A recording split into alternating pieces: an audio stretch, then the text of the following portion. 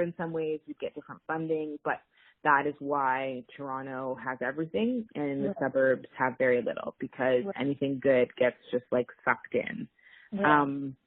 And so we consider having the event in Brampton part of the diversity mandate in and of itself.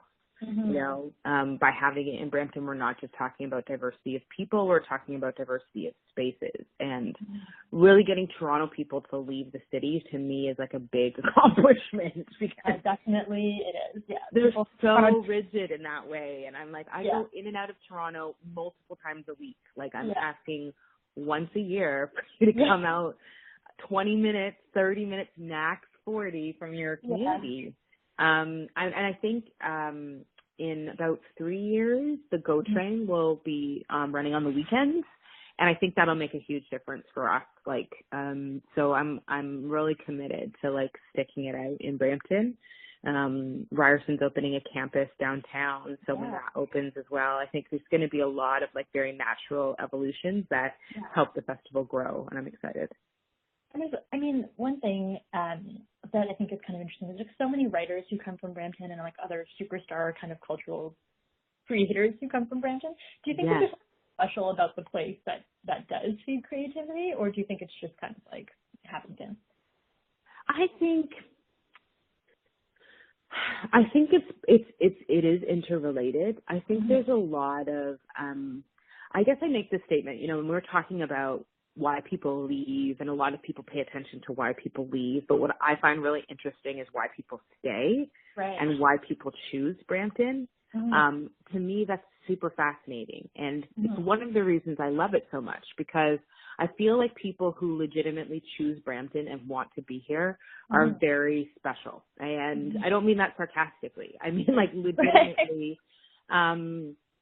It is very interesting to choose to set up in a place that does not have the best reputation, that you're not seeing it represented on TV all the time, and you're not seeing people like talk about its awesomeness, and where people are sort of like, ugh, every time, like if you say like it's ugh, you know, it's very interesting to talk to people who have chosen to make that home, because I think we're all doing it for very different reasons, but we all then come to appreciate both the good and the bad. Like for me, I love living so close to Toronto, but also living in the suburbs. Like I don't really want to be in the Toronto core.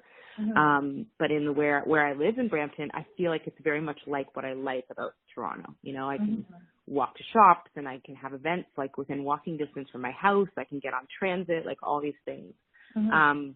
So I feel like I have the best of both worlds. And I also feel like when people choose a place that's underrated, you just sort of enjoy the simple things. And so, yeah. And what neighborhood do you live in? I live in downtown Brampton, so like a block away from City Hall. And, sorry, I know this interview has gone like way long. No, it's fine. I hope you know I talk a lot. I talk a lot too, and I ask a lot of questions that I feel like are tangentially related because I'm just a curious person, but I don't want to waste your time either. No, it's fine. Did anyone ever say anything to you? Like when you were planning the very first festival, did anyone ever say anything to you like that was really like that kind of? I'm sure lots of people said why Brampton, but did anyone make a comment that really stuck out that you were like, I'm gonna, you know, really show that, like in terms of like why are you holding it in Brampton? Or oh yeah, there was lots. I mean, yeah, we got a lot. There was all kinds of criticism in the first year. Like one publisher was just sort of like, why? You know, like was not really sure why we would even bother. And, you know, people were very doubtful about whether they would actually make it out to Brampton. And so in the first year too, we saw a lot of really great audience members, but very few people from the publishing community came. And I think they didn't expect very much from the festival.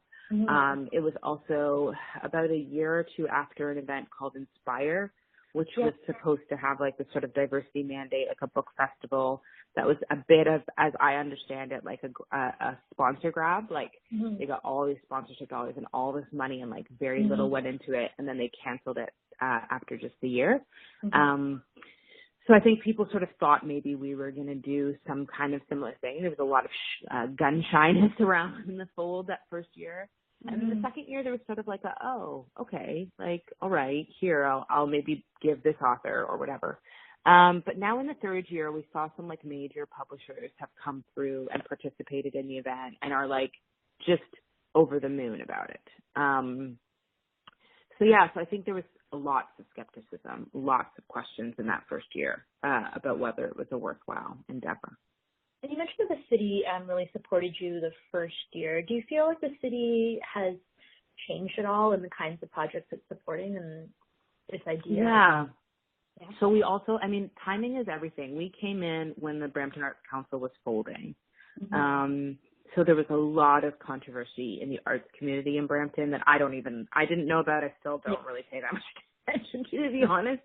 The Arts Council folded. There was a lot of artists who felt like the city didn't care about the arts and et cetera, et cetera. And I connected with Kelly Stahl in particular at City Hall.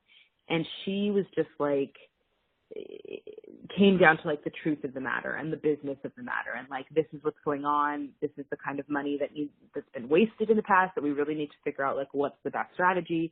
Yeah. And so I've actually been working with the city on their first master plan, Arts and Culture Master Plan. And that's been really exciting because it evolved at the same time as the festival, this recognition that the Arts Council maybe wasn't functioning the way it needed to, that it was in the best interest of taxpayers to sort of shut it down and then to rethink how the city funds and supports arts in Brampton. And so we've benefited from being a part of the new granting system. We've benefited from me personally, from being part of the Arts and Council Master Plan. And so I'm seeing that the city is really trying to do this smart. And sometimes that takes actually all the time. In municipalities, this takes like a ridiculous amount of time. But I think it's a sign that like over the next 5 to 10 years, there's going to be radical changes to Brampton, especially in the downtown core for Brampton.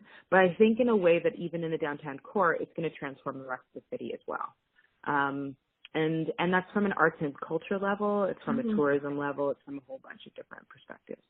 And are there any other kind of like projects or festivals that you would think that I would find interesting that are kind of related? So there's one in the UK actually called Bear Lit Festival.